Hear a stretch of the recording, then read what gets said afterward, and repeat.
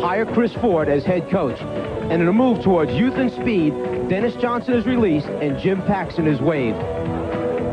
But Brian Shaw elects to stay in Italy, so the Celtics draft the guard they need in D. Brown. Another piece of the puzzle falls into place. Then Brian Shaw is court-ordered to return to the Celtics. And in a big gamble that paid off, Kevin Gamble, a restricted free agent, is passed on by all of the teams and re-signed by Boston. Gamble is inserted into the starting lineup alongside Parrish and Bird, and Kevin McHale goes back to first man off the bench to complete this complicated Celtic puzzle. And remember, this was a Celtic team that was 52-30 last season, but they were knocked out in the first round of the playoffs, so they shuffled on and off the court and held one game of that playoff series against the Knicks, in which the Knicks were able to win up here in the fifth and deciding game. Changed lives. Jimmy Rogers departs. Have the Celtics won? Who knows, perhaps Stu Jackson and Al Bianchi would have been let go by the Knicks, and changes would have been made immediately in New York. That's happenstance. Some of these things just take place and you don't know why. Hersey Hawkins, red hot. He now has 13. He's come out shooting. He's 6 for 9 from the floor. Philadelphia with a 26-18 lead. D. Brown has come on for the first time. Nice ball movement. And Gamble able to knock it down for his second field goal. For those of you who may have just tuned in, as Ahmad mentioned earlier, Kevin McHale not playing today, aggravated that sprained ankle, so he is sitting it out. Ron Anderson on the floor for the first time for the 76ers.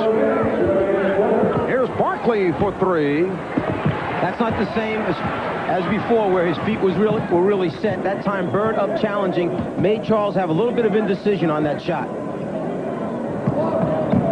Brown and Shaw now at the guard position. E. Brown, who had an excellent 5-game road trip, able to establish himself as a significant force. Friday night, a team-high 22, and provided the Celtics with a degree of transition against the Bullets. And he was also instrumental last Sunday in the Boston win at Portland.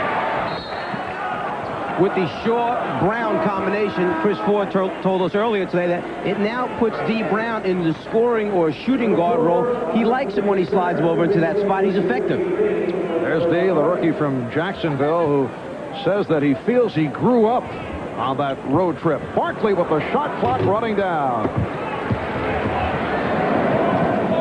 Boston in possession, down by 4. We come up on a minute to go in the first. Gamble with his third field goal. So he's 3 out of 5, and the Celtics within 2. Andre Turner now in the backcourt with Hersey Hawkins, Barkley, Anderson, and the horn up front. Here's Anderson, rebounded by Bird. Anderson, one of those players that you tell him in the locker room before the game, make sure you're up challenging early. You don't want him to get off in the beginning. Parrish through the foul. He was hacked. He'll go to the line. Celtics with 6 consecutive points to move within 2. Andre Turner helping out, called for the foul.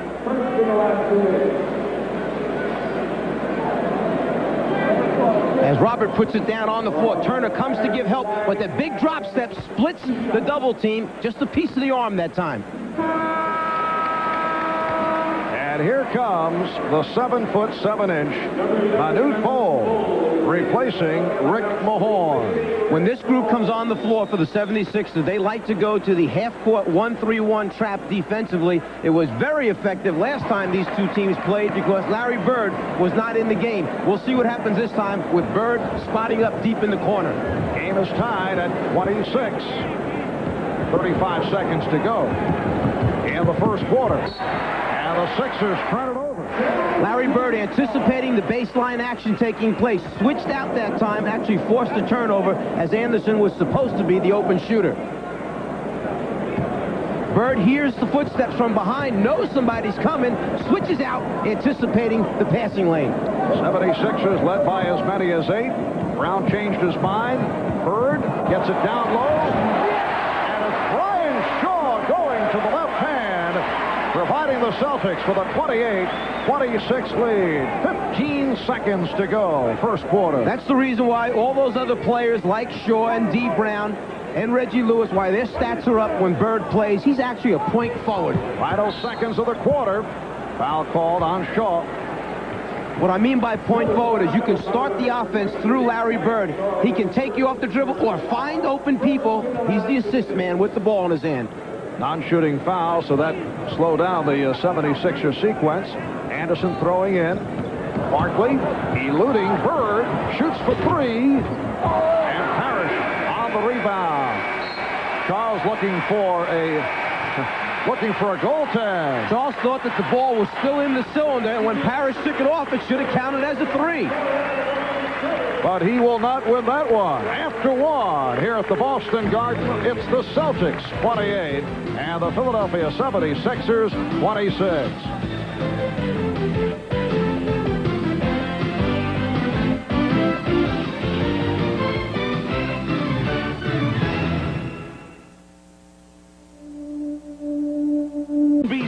Next Sunday.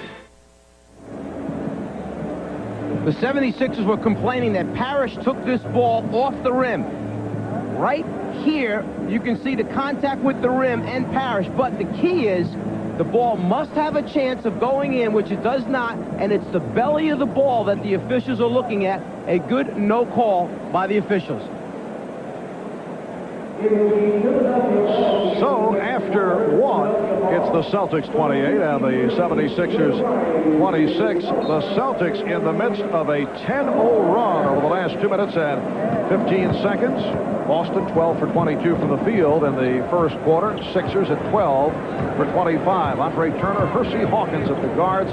Here's Hawkins firing. And Larry Bird on the rebound. Dee Brown and Ryan Shaw in the backcourt. Joe Klein, who's not been playing much recently, will have the opportunity today in the absence of Kevin McHale. He's up front with Gamble and Bird. Pretty move by Ryan Shaw. He has 6 points, and it is 12 unanswered for the Celtics. They lead at 30-26.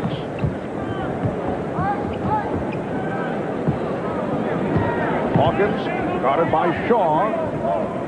Turner played by Brown. Now Barkley posting up. Nice move. A power move right at Larry Bird. He has 11. And I would think with this group on the floor right now, the Sixers will keep posting Charles up on the drive to the basket by Shaw, which just goes off to the right. It's either Gamble or Bird on Barkley. That's a tough matchup for him. Here's Turner. And the Celtics have a 4-on-3. Klein gets it off to Gamble. Well, Newton had a notion but did not challenge on the shot, and Kevin Gamble has 8. Good decision by Gamble. Let me shoot it from out here. Don't let that big fella come around me and bother me on that shot. Celtics by 4. Barkley, yes. That's 13 for Charles Barkley, and the Celtics with a 2-point lead. Bird now guarded by Anderson. Brown working the screen. Gamble with 5 on the shot clock. Shaw. And tipped home by Klein. And that's one of the things where you pay the price. Bowl goes out, challenges, and changes the first shot, but his man, Klein, goes immediately to the glass for the offensive rebound. I mentioned Joe Klein not getting the playing time. Did not play at all in the Celtics' last game Friday night against the Bullets. Klein rebounds the Anderson miss. Gamble spotting up. And he saw a ball, so he flipped it out. Nice ball movement, and Gamble able to convert.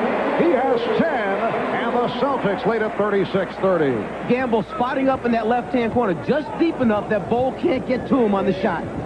Chris Ford telling us earlier that he has not been completely satisfied as Barkley was pushed with the shot selection of the Boston Celtics. He did say that the one man who does take good shots is Kevin Gamble, and we saw an illustration of that a moment ago. Did not force it and then was able to take it back. Of all the extraordinary new automobiles. The NBA on NBC is brought to you by Mitsubishi, bringing you a full line of award-winning automobiles. Mitsubishi, the word is getting around. By Miller Genuine Draft, cold filtered for real draft taste. So get out of the old, get into the cold. And by the U.S. Army and Army Reserve, be all you can be.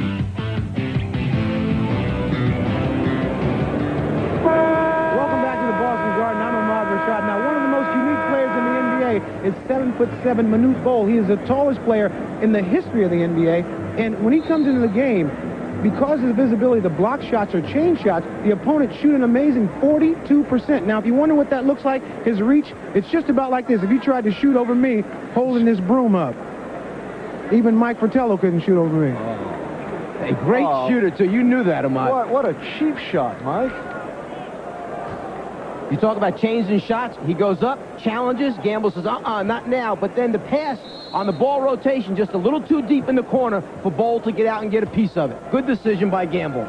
Boston, over the last 5 minutes, outscoring Philadelphia 18-4. They lead up 36-30. Anderson rejected. And a loose ball foul, says Hugh Evans, against the Celtics. And the guy that came over and got a piece of that was Larry Bird. Bird plays almost like a center fielder. He just wants to help out everybody at the defensive end. He may not be real good defending one-on-one, but he certainly understands where he's supposed to be and how to help out teammates. Joe Klein called for the foul. Percy Hawkins sitting down. Armin Gilliam makes his return. 3 minutes gone by in the second quarter. Marv Albert, Mike Fratello, Ahmad Rashad on St. Patrick's Day in Boston. Here's a one-on-one move by Barkley, and it was blocked. Blocked by Klein.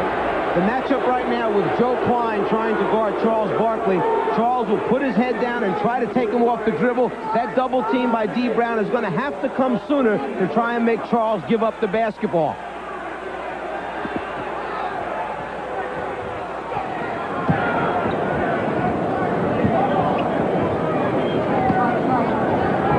Now Gilliam squaring up on Bird.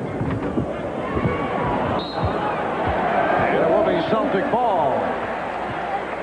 Boston with a front line of Bird with Klein and Gamble in the backcourt, Shaw and Brown. Chris Ford has done a real good job at the defensive end of switching up Bird's assignments as they come out of the timeout, so the 76ers can't try to go right at him. And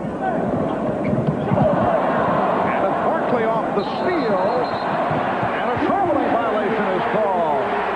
Charles trying to avoid stepping out and called for the travel. And because he was concerned about the sideline, as he gets a hand in right here, gets a piece, picks it up. Now he's so worried about that sideline, he tiptoes a few too many steps. Chris Ford telling us earlier he would like to see his young guards, Brown and Shaw, a little bit more forceful, take command a bit more. But they aren't coming along in that department. Deep Brown with a second field goal. But he would still like to see more forcefulness from both D. Brown and Ryan. Think about that tough assignment. You're a first-year player or a second-year player, and he's telling you now, I want you to take Bird, McHale, and Parrish and tell them what to do out there. Quick release.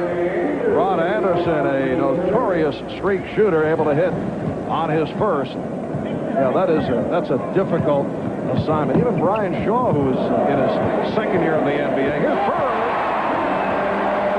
8 points for Larry Bird. The other night against the Bullets, he opened slowly, missed his first 6 shots, went 2 for 9 overall in the first half, and then returned to hit 6 of 7 in the third quarter to help put the game away. And as you mentioned right at the start, he has done that on a number of occasions, in particular from downtown. And it's one of those tough things for a coach. That last shot he made, it's the one that you say, oh no, but when it goes in, you say, oh yeah, we need it. Turner with a three-pointer. Andre Turner hits the 3. Andre Turner in his 5th year out of Memphis State. A man who has made the rounds. 3 games with the Celtics back in 86-87, then short stints with Houston, Milwaukee, Charlotte, Miami, and the Clippers, plus the CBA. Timeout called. We'll be right back.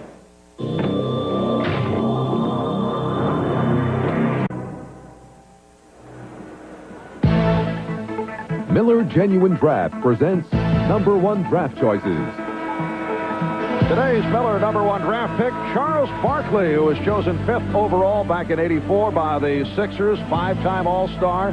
He has a career average just under 23 per game. This season, better than 28 per ball game. 3rd in the NBA in scoring. And a reminder, at the end of today's broadcast, we'll select the Miller Genuine Draft player of the game.